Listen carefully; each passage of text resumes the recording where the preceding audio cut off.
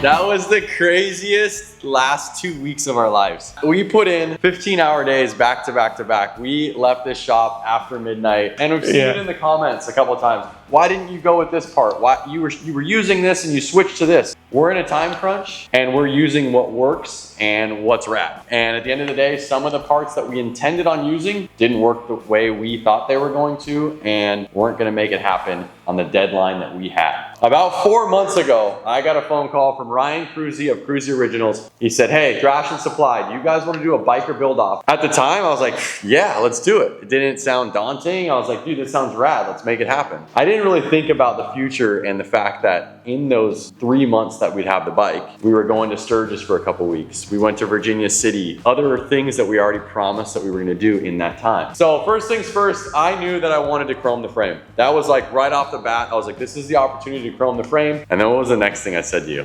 What style bike? I think that took a little bit to end up with the chopper. It feels like we jumped to that, but that was a lot of back and forth, a lot of ideas like, what do we build, right? Do we build another Dyna style bike? And we wanted to change it up a little bit. I think that's what ended up taking a lot longer because we went so far outside of what we normally do. We were throwing fenders on it and we still weren't sure what size wheels, what fenders. We didn't start with like a rendering. Right. We didn't have like a full vision. We just started like putting parts on it. Like, seeing what looked cool, yeah. It was a fun process, it really was. And what we fell in love with is this direction. I'm in love with this bike. Gave us a couple heart attacks the last week or two. This morning, we had a heart attack. We were wrenching on this bike minutes before we started filming us riding it. Well, I really want to get into the details of what we did to this bike, how it came to looking like this. First off, let's start off with, it's a 2025 Harley-Davidson Street Bob. That bike is a great platform to start with, but we wanted to make it look completely different. We wanted to make it what we call here a tough guy chopper. So we're gonna start all the way at the front so we don't miss anything that we modified, changed to make it look like this. Starting off from the front, this bike came with a 19-inch wheel and a single disc brakes on a set of 49mm forks, which is super wide and much thicker. So we ended up going with a 21-inch wheel. This tire is a 90/90 21-inch. We put a dual disc set of brakes on it.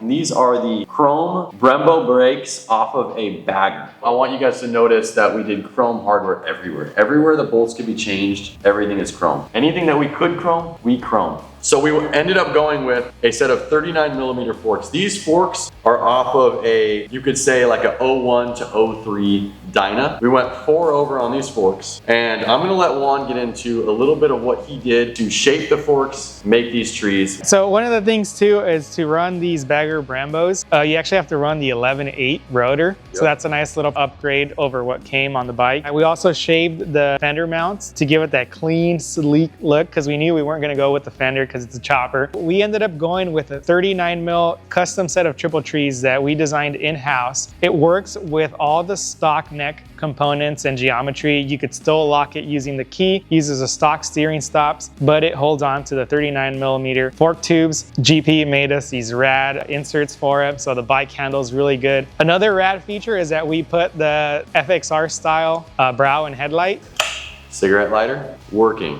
It's gonna pop up here in a second. We went with an FXR bucket, and there is the modern headlight inside of that. We're pretty stoked on the look that that gives with the dual ring on, like Juan was saying, the FXR brow. Boom, there's a cigarette lighter working. It's true to the era of this bike. Massive feature that gave us the biggest headache the last week of our lives. We had our mind set on not putting the OEM controls on this bike. Juan wanted to do it. Juan was like, dude, we cannot have those fat switches. Yeah, the new bikes in 24.5 or 25, the switch housing just got way bigger. Yeah, go bring those over. Let's check them out. All right, so this is the original throttle assembly. The start stop, the traction control, all the different mode options is all in this. And look what we did. This is a cable throttle that you see on this bike. We ended up going with a PM dual disc front brake master cylinder cover, chrome, goes with the era. We matched that up over here with the PM clutch lever. We paired all this on our 10-inch Thrashin hole shot risers. Really felt like the style of our hole shot risers flowed with this era of bike. This was a huge feature and something that Juan spent weeks working on. And I honestly wish we could take it apart to show the 3D printed piece you engineered to hold the switches, but I want you to describe how you had to angle it. Yeah, so I mean, it was a very intricate and complex part. I know it just looks like the switches are mounted on the frame, but we basically had to 3D scan the inside of the control housing, make like an adapter plate to make them flat, and orient the switches in a way we could easily access them. It was definitely a really long project, and I'm really stoked on how it came out, and it looks pretty sleek and clean, and you don't see them if you're not looking for it, but we know it's there, and it definitely just cleans up the controls of the bikes, and super stoked on it. Juan had his mindset, and we all had our mindset on deleting those massive controls. Our original thought process was to use the previous generation throttle-by-wire sensor. That throttle-by-wire sensor goes inside of the handlebar. The 25 model bike is outside, massive. And so we tried to use the previous generation throttle-by-wire sensor. And what we found out, it was not configured to the ECM. You could kind of get it to control the throttle. Yeah, we were able to wire it up, and it was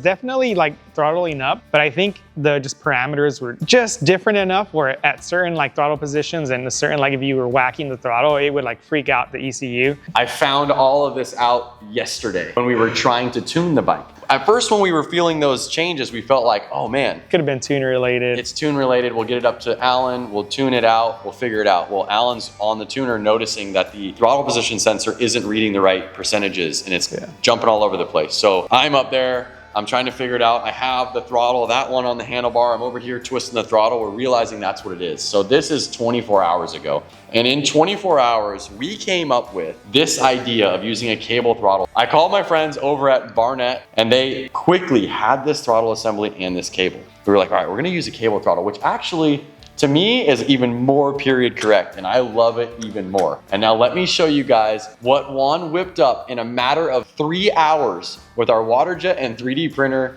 and his brain. Check this out. So like Lance said, we got the cable throttle installed, and basically what I did was I relocated the stock sensor here. So we 3D scanned it, made a mount bracket, made a little adapter piece here that attaches to the cable, and we were able to relocate it in a kind of hidden spot, but kind of cool spot where you could see it in action. And check this out.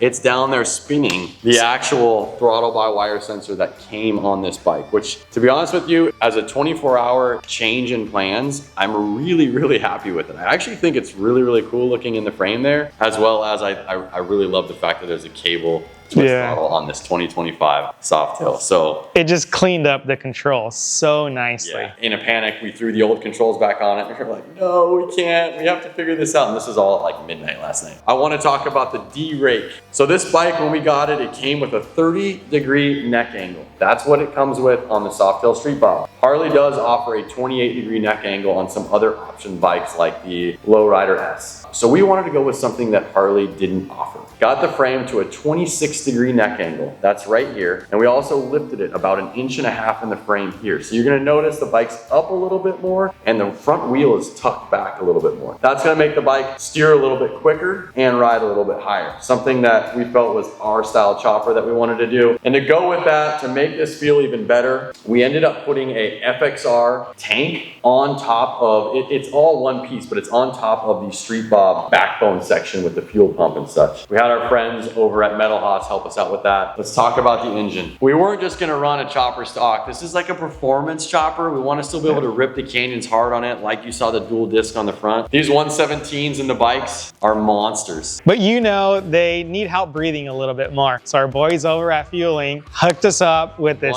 sick one-off AR intake. Yeah, so this AR intake, it's their prototype system. They got it chromed for us last minute. We're super stoked on it. While they were here, they also came down with a 508 lift cam. We threw a cam in it. The thing's got some nice chop. We put a tune on it. The thing revs up real nice. And to finish that off, we had to finish it off with one of our Thrashin Supply anti-reversion exhausts. We were like, man, we can't just like throw on our off-the-shelf exhaust, which is still a great system. It's handmade here in California, TIG welded, stainless steel. We're proud of it, but we just wanted something different. So Juan and I put our heads together. All right, what are we gonna do? What are we gonna do? All right, let's use the header. Let's chop it up. Let's make it an X pipe. We'll take another collector. We'll have them kissing. And then I just grabbed some 45 bends and I stuck them in there, and they were like, all right, that angle is cool. And then we added some length to it. And they were like, get it like fender height and then do a 6 slash cut. Juan himself fabricator. Juan's done some exhausts that you guys have seen or maybe even ran on your bikes that he's been behind the scenes on. So Juan and I tackled the exhaust. Juan taught me a lot in the fabrication process. And another cool thing about this project, we did it within the last 5 days. I was over at the polisher begging him. Everything came down to the last minute. So the exhaust is sick. You guys heard that. I'm in love. Juan, I'm gonna let you talk about the mid controls a little bit. I want to say they're one-off, but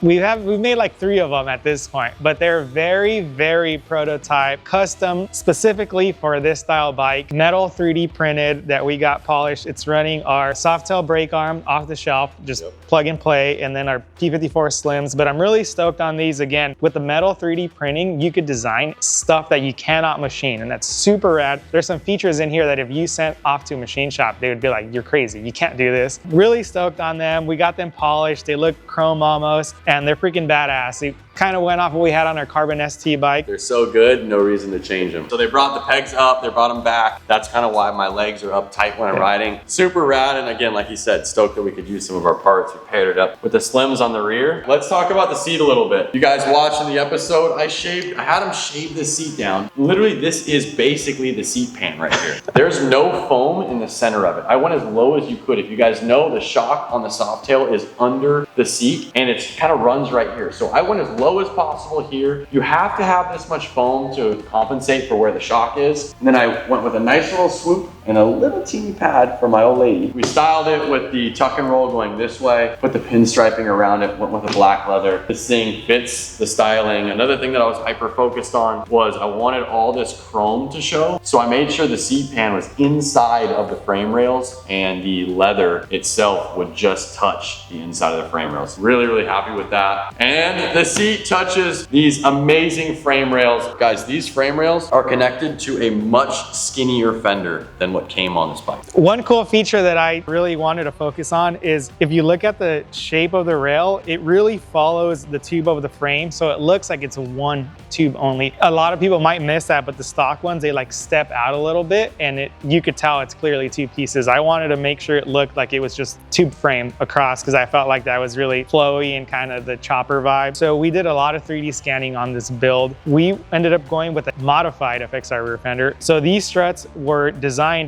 to bring the rear section in to match the fender. Again, these are also metal 3D printed. They're freaking rad. Lance had a lot of feedback on these. We're really stoked on the ribs right here. Juan threw together the basic design, right? He put all the locations where they needed to be. He made sure the fender was gonna sit right. And he's like, all right, what are we gonna do? Yeah. And we went through a couple iterations and I just knew that the way that 3D printing works, it looks like casted. Dude, it's gonna look so chopper. So those fins worked. Juan put in this Thrashin that's cut away and everything just came together. And these were another kind of tricky piece to chrome. Yep. But these chromed with the see-through, with the slash cut. There's a Legend suspension shock under this seat. We left it at the stock ride height because we kind of still wanted the bike to be at a comfy position like that, but the Legends is putting a more premium compression and rebound into this system. Last minute, I think we ordered it maybe a week or 2 ago as we were starting to get the chrome parts back. We had to have the chrome PM brake caliper on there. We could not leave the stock. It just was bulbous. It wasn't the style we wanted, so we went with the chrome PM brake caliper. And you put a chrome sprocket on the bike as you come to the rear of the bike, is that we ended up going with an 18-inch rear wheel. On the stock bike is a 16-inch rear wheel. So this wheel is much bigger in diameter than the stock wheel. And then another thing we did is that we threw a 150/70/18 tire on this wheel. We had both of these spokes laced up by our friend, the old Nipple Twister. That's his Instagram name. I know there was a lot of questions and concerns about the left side. We started out with a different primary on it. As we kind of worked into the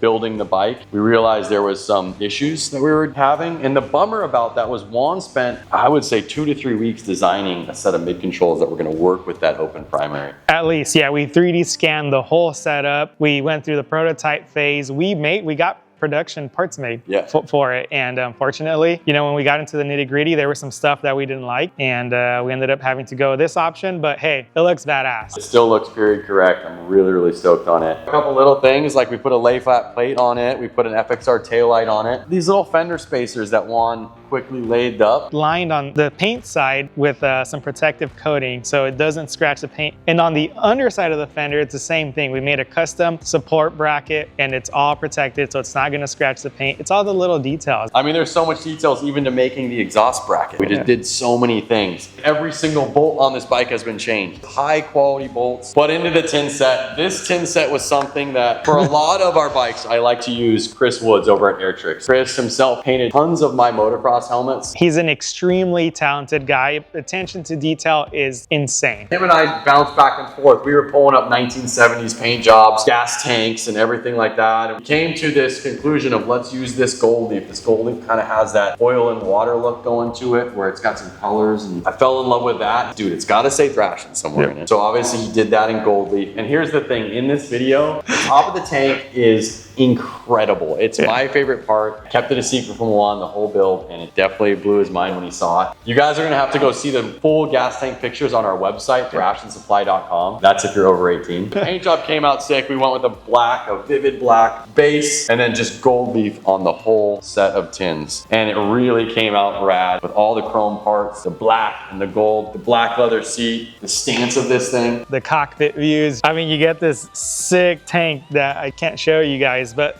just how clean the controls are. How sick is it when you're sitting on it and you see that big air filter sticking out the side? You see the chrome on the top of the engine. The tank's a lot skinnier than a normal tank that came on this bike. So you see the rocker box covers, you see a lot of the chrome on the primary and on the engine and the pipe and the foot controls, and the chrome is just blinging. Hot rod chopper. Fire this thing up. Yeah.